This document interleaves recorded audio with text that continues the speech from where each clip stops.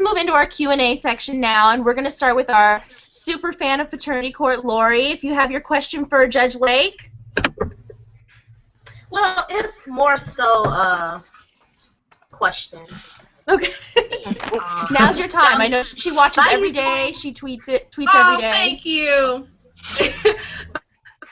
Why are you doing so much? Because I read that you were a singer and all that stuff. Now, how did you pursue?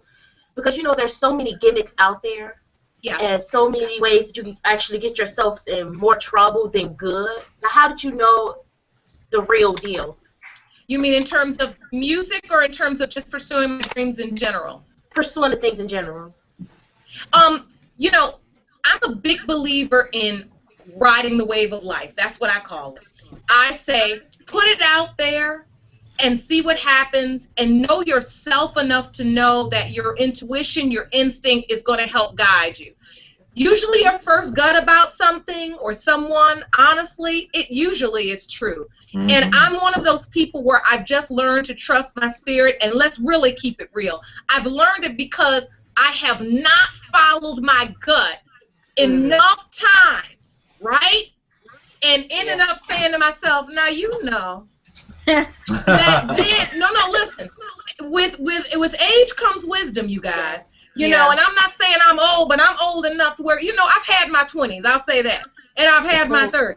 So I've had enough times where I have said to myself, what should I do? And I just stop and listen to myself and really think about, should I go right, should I go left? But also fearlessly. And when I say fearlessly, understand, I don't necessarily mean in the absence of fear. I mean despite fear.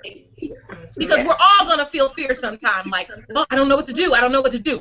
Move anyway.